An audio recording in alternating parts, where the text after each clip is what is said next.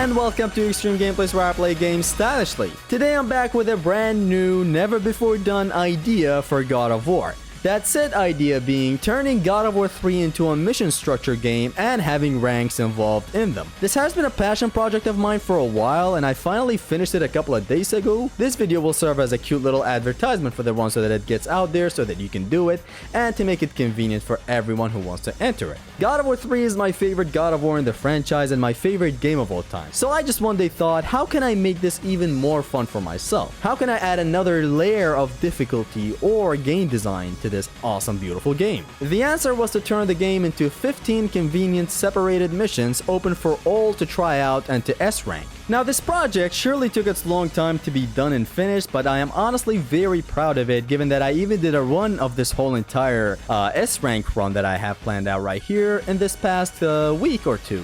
I did a series of like 5 streams where I went through the entirety of the game, S-ranking each and every mission that that I created for this run, and it came out way too good, and it is kind of accessible for every other, kind of vet out there for God of War. So let's go over the rules of the run and set the stage clearly here. The first rule is to do it on the hardest difficulty. That is where the true test lies. Now, of course, you can do it on easy, normal, or hard, but for the run to be actually acknowledged, given that if you post it and if I review it and whatnot, it has to be on the hardest difficulty. So I guess you could practice on lower difficulties, but this is like given rule in the run. It has to be on the hardest difficulty. Then we have no upgrades and no extending of your meters. This is all to serve the playtime and make it so you're constantly chasing after the action of the mission. No time to hunt down for chests, as that would have made the missions way longer and not so fun for replayability. So it's gonna be a no upgrade run plus, basically. God of War 3 does happen to be way too nicely balanced around no upgrade run plus, so there's that. You're not really suffering. You have a lot of tools and a lot of damage output. You're not going to be having a very, very difficult time. Anyways, we move on to the next rule, and the other rule we got is to clear every single enemy in the game. Some enemies are exceptions, like the Hands of Death in Mission 2. We'll get into it shortly when we get to the coverage of each and every mission. This rule goes for every single enemy in the entirety of the game. Not the civilians, these don't count, just the enemies, okay? Then we have our lovely mission requirements that are shared across the entirety of the missions. These will include legacy stuff for S ranking that we've seen shared in a lot of games in the genre of action games, and the mission requirements are shared across all the missions, of course. Again, you simply have to meet the time requirements for a given mission, and the secondary thing, of course, you have to no damage each and every single mission. So now you are already in a run where you have to no damage, but the no damage is fun. You now have to keep time in mind while doing any and all of this. So you won't resort to cheap tricks that take long to do but are otherwise optimal. You're gonna have to aggressively no damage the missions in here. Now there's another requirement that goes for the entirety of the mission structure, and it is one of the best decisions I've ever made when coming up with this whole entire project. Essentially, this is the last ever rule for, shared across all the missions in this challenge run, and it is that you have to get 100 hit combos in each and every single mission. It does not matter where you get it, how you get it, you just need to get 100 hits in every mission. This is honestly one of, if not like my favorite rule throughout this entirety of the S rank run, because I've decided to somehow incorporate something that's in the game system in a simple and convenient way in this entire S-rank challenge run that I've created. This sort of created the feeling of strategy when I was doing this run myself, this last week, where we would decide where we can get the 100 hits, where do we have to kind of save on time and not get the 100 hits. Overall, one of the best ever additions to the entire run. This kind of re-orchestrated the entirety of the structure of the mission. Like right now you have to do it fast, you have to do it no damage, and you have to kind of go ahead and kind of comply with the hit counter system in God of War, which is basically like the equivalent to the style system in Devil May Cry, for example. Very, very neat addition. So now what you're left with is a very well thought out mission structure with nice requirements that are in the realm of the game's boundaries. You have this awesome loop of having to no damage while keeping in mind that you're in a hurry, while also keeping in mind that you have to get 100 hit combo in the given mission. These are pretty much all the requirements you need to know. Meet the requirements and you get the S rank for the given mission. Don't get the S rank. That's how it is. It's pretty much a yes or no challenge run. It does not have literal ranks like S, A, B, C, D or whatnot. Now, speaking back about the requirements, I have made the last 2 missions have a special requirement that isn't prevalent in other missions, and that requirement being that you cannot grab.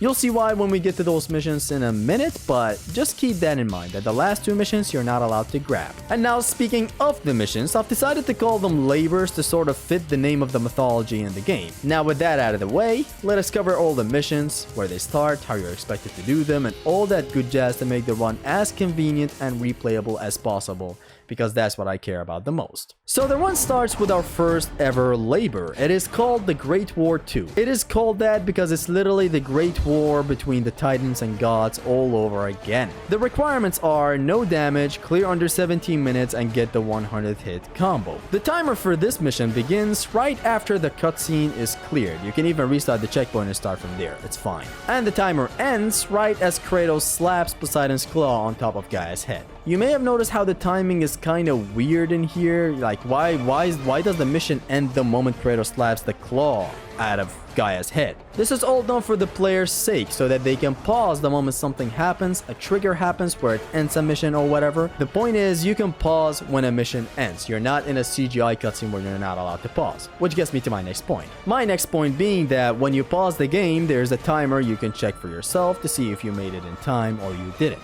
That's right, God of War 3 has a timer, a built-in in-game universal complete timer that pauses when you pause the game. It's actually an entire menu that tells you some of the things you've done throughout this entire run that you've been on, but we're only here for the important stuff, that being the timer, so let's talk about it. The timer in this game, conveniently enough, stops when you pause the game.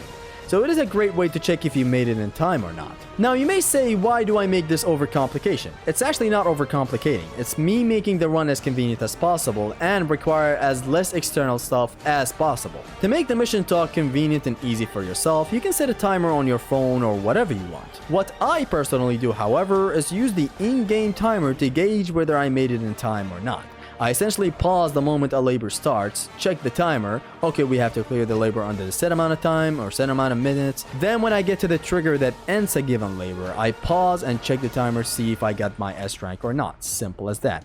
It's just that instead of the timer starting at 0, it starts at maybe minute 14. It's just kind of a way to make it convenient for the player to do this run without ever having to use a timer on their phone. That's really about it. Let's move on to the next labor after we just covered the first one, the Great War 2. Let's move on to the second mission. The second mission we got is called Fall from Grace. It is called as such because Kratos literally falls to Hades and his powers are stripped away from him, basically back to level 1. Therefore, Fall from Grace. The requirements are to no damage, clear under 20 minutes, and get a 100 hit combo. The labor begins in this manual save after you clear the couple of undeads right as you get the Blades of Exile. You can go ahead and make your manual save right here after the undeads, just in case you fail somewhere and you have to restart the mission. As I said, we care about convenience. I personally have manual saves for all missions, thanks to God of War 3 allowing us to save up to like 50 saves or something. It's very great. The second mission begins here in this manual save, so your timer basically starts from here, and it ends the moment you reach Hephaestus' cutscene. I pause the moment I reach this cutscene every time I do this S-rank run. This mission also has these Hands of Death, this Hands of Death room in here. You are allowed to skip them, they do not count towards the kill all enemies rule. Let's move on. Moving on to the third labor, this one begins at this manual save right after meeting Hephaestus for the first time. It is called the Challenge of Hades. This is the name to honor the God of War 1 section in the temple called by the same name, and it is literally his challenge here, with the labor also climaxing in the ultimate battle against him. The requirements for this mission are to no damage, clear under 23 minutes, and get 100 hit combo. The labor starts at the manual save, as I just said, after meeting Hephaestus and pulling the lever, and it ends exactly the moment Hades' head hits the floor when you beat him with the last ever QTE. You just pause when his head hits the floor. Moving on to mission 4, Splendor of Olympia. This is again a throwback to God of War 1 section in Athens, where a song starts playing. That song is called Splendor of Athens. I tried to mimic the name here and call this labor the Splendor of Olympia, since we're now in Olympia itself. The requirements are to no damage, clear under 17 minutes, and get a 100 hit combo. It starts at this manual save right here when you return to Hephaestus after killing Hades, and the labor ends the moment Helios cutscene triggers after the Cyclops encounter. Next up we have our fifth labor, the Supervillain. It is called as such due to the doom Kratos brings upon this beautiful world by ripping Helios' head off. Therefore, we have the Supervillain. The requirements are to no damage, clear under 12 minutes, and get a 100 hit combo. This labor begins at the save in Eos right here, and it ends the moment this chain protection mission is over. Like, the moment it's done, you pause the game. After that, we have Labor 6. Labor 6 is called the Ass of Zeus because... To catch a fly from the ass of Zeus is not worth my time, Hermes. The requirements for this mission are to no damage, clear under 8 minutes, and get a 100 hit combo. The labor begins at this manual save right here in the chamber. Make sure to trigger this Hermes scene right here. Then go back and save, and just like that, you make your manual save for Labor 6. The Ass of Zeus. The labor ends when you finish off the undeads after Hermes and reach the Grand Vestibule save right above right here. Next up we have labor number 7, Measure of Strength and Power. It is called as such because it is a quote from Zeus himself, as the game puts emphasis on the mountain in the intro of the game. A mountain that has come to be the absolute measure of strength and power. And besides it being accurate, as we are here on the mountain itself currently, it is called as such because it is a true test of positioning and strategizing, so good luck with this mission. The mission requires a lot of aggressive play. The requirements for mission number 7, Measure of Strength and Power, is to no damage, clear under 12 minutes, and get a 100 hit combo. It starts at the Grand Vestibule save right here after the last labor of Hermes, and it ends the moment we reach the save before Hercules, the Forum manual save, which then begins our next labor, labor number 8. It is called Brothers of Blood. Brothers of Blood is the name of the track that plays against Zeus, but the name is truly canon in this game for Kratos and Hercules. I know the wording of brother is only symbolic since Kratos and Zeus aren't really brothers, but it suited this mission way too well for me to just not call it this. And I've heard that the theme that plays against Zeus at the very end was initially meant to be played against Hercules, or maybe there was a theme for Hercules called Brothers of Blood, but then it thankfully got replaced with the Glory of Sparta, so do what you want with that info. I'm just gonna get into the requirements of this mission. The set requirements being that to no damage, clear under 16 minutes, and get a 100 hit combo. The timer for this mission though, it starts right as you gain control of Kratos after the first cutscene with Hercules. It does not begin with this manual save right here. This is to help with the convenience thing, again for the player, in case you get hit at the very start right here, you can restart and you're fine. Just start the timer the moment you restart. And of course, the labor ends the moment you reach Pandora's cutscene after finishing the Chamber of Poseidon. Then after the last mission, which was Brothers of Blood, starts a very hardcore mission, labor number 9, Kratos Must Die. It is called that because I frankly love this fucking edgy name that Devil May Cry just started. You know how Devil May Cry had, Dante Must Die as like the hardest difficulty? Here we have this mission called Kratos Must Die because it is a very hard mission. Additionally, because it's actually Kratos going on a trip to die. The requirements for this mission are to no damage, clear under 19 minutes, and get a 100 hit combo. The labor begins at this manual save after Aphrodite and Hephaestus cutscene, straight like right after the other mission before this one, Brothers of Blood. You basically go through the entirety of Tartarus, and it finally ends the moment you stab Kronos' head. Stop your timer the moment Kratos stabs Kronos. We then have our 10th labor, Let Them Suffer. This name works for the theme and vibe of where we are at currently in the canon events of the game. Kratos practically ripped the world in half by this point. He didn't even stop there, even dead people got it worse than they expected. And besides all of the above, it is a quote from Kratos himself. Let them suffer. The death of Zeus is all that matters. The requirements are no damage, clear under 14 minutes, and get a 100 hit combo. The labor begins at this manual save in the garden. Do trigger the short little cutscene where Kratos picks up Hera's chalice though, so after Kratos picks it up, get the manual save, that's exactly where the mission starts. The mission starts from this manual save all the way to the Cyclops encounter. The moment you clear that Cyclops encounter and go to this manual save in the caverns, that's when the mission exactly ends. After that, we have labor 11. Pandora's Guardians. The name of this mission is a very obvious homage to God of a once boss fight, Pandora's Guardian. Here it's plural. It goes for the entire stage of vicious enemies standing in your way to literally Pandora. Again, I know I'm sucking my own dick a little too much for this cool ass naming of a mission, but let me cook please. The requirements are to no damage, clear under 10 minutes, and get a 100 hit combo. This one requires a lot of mastery. The labor begins at this save right here after the Cyclops encounter, and it ends at the same save when you circle back to it after clearing Scorpius and the other enemies surrounding him. So 10 minutes, you go get him, Tiger. Then starts our next labor, which is number 12. It is called Test Your Might. It is called as such because, frankly, the encounters in this whole entire mission are very, very difficult. What's more are the traps that are also gonna be done quickly, hopefully, to get the time requirement. It is also a very, very obvious and shameless ripoff of Mortal Kombat's Test Your Might. The requirements are no damage, clear under 22 minutes, so another one of the longer missions in this whole structure, and of course get a 100 hit combo. The labor begins at this manual save in the labyrinth, and it ends at this manual save on top of the labyrinth. Good luck getting this one because it took me long to get. Our 13th labor, but definitely not the final labor. The only way out is through. God, I love the name of this mission. Oh my god, this is very good. A straight ripoff from Doom that ripped it off from a book or something, but like still, oh my god. And besides that, it is fitting for the theme of the mission itself. You're literally back to hell, so you know, Doom, hell, God of War, hell, Hades, yada yada. The requirements for this mission are to no damage, clear under 13 minutes, and get a 100 hit combo. You really have to bring it your A game. The timer and the labor itself starts at the Hades Cerberus breeder itself, and it ends at the top of the labyrinth save. You may have noticed that I skipped over the dive that Kratos does. This whole entire chain of balance section is like the best chain of balance section where you have to kind of, you know, fly through this entire stuff, or I guess glide through this entire stuff and not get hit. But I did that to save time for the player, as getting hit against the Cerberus is very likely, and I don't want the player to be restarted all the way back to the manual save on top of the labyrinth and go through the same glide that takes the same time if you don't damage it. So I just wanted to make this as convenient as possible. It starts the moment you restart the checkpoint against the Cerberus. And now we finally move on to the last two missions. We have Labor 14,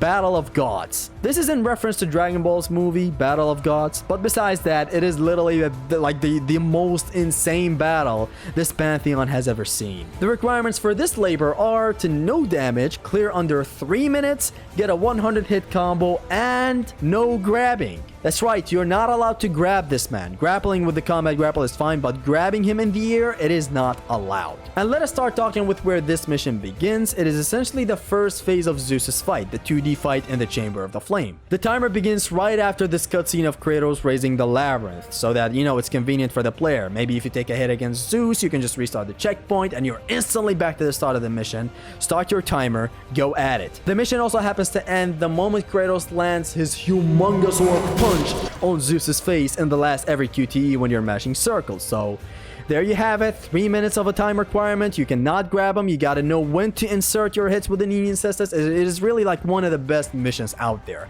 And the timing is very, very strict. 3 minutes, make sure to get the best out of this fight. And please, man, I'm telling you, do not bring up the whole, you know, add back the grabs, why am I not allowed to grab and whatnot. It literally breaks this entire fight in half.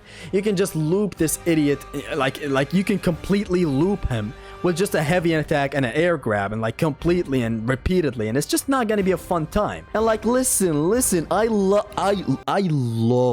the fact that you can grab him, okay? That's like my favorite aspect of this entire fight, but it's just too broken. What I've decided to do is like remove the ability to grab in this mission. That way this boss fight is like one of the best boss fights ever. It is very interactive. You're gonna have to interact with him. He's dangerous. You're gonna have to block his stuff, know when to attack to get it in the right time, to no damage it, and, you know, get the 100 hits. So this whole entire grab removal business serves in making the fight a billion times better for yourself, for myself especially, and for like everybody else out there. But after this mission comes in the last ever mission ever. After that, we set up a manual save right here. This is the last manual save ever in the entirety of the mission structure, and the last manual save in the game itself. We have our final labor, Labor 15, which is called Zeus's Wrath Divine.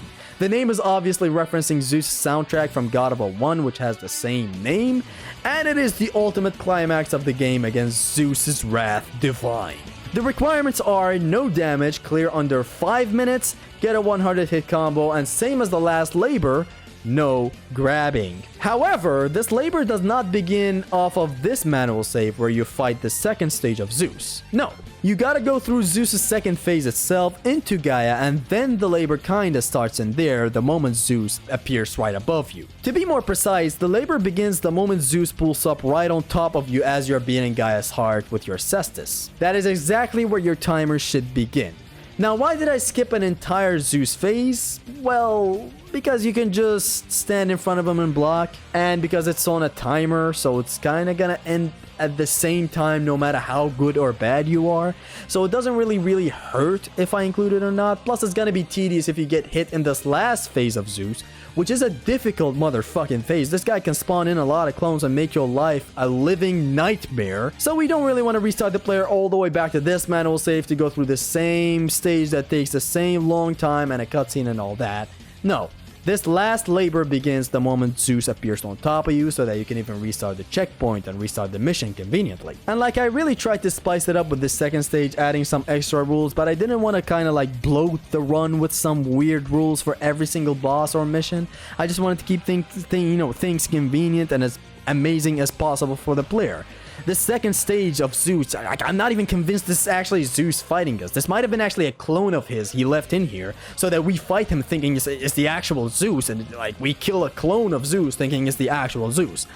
Just know, this is actually a very horrible fight. You can just loop him by mashing circle, just like this. Or stand in front of him and block, just like this. You really don't want this. It's a very badly designed fight. And on top of that, it is a countdown, so no matter how good you are, Gaia will arrive at the same exact time. Anyways, back to the actual point where the run starts in this labor. Zeus appearing ahead of you is where the timer begins, and the moment Kratos stabs Zeus is where the timer ends. The time requirement is 5 minutes, as I said. You gotta no damage, you gotta get 100 hits.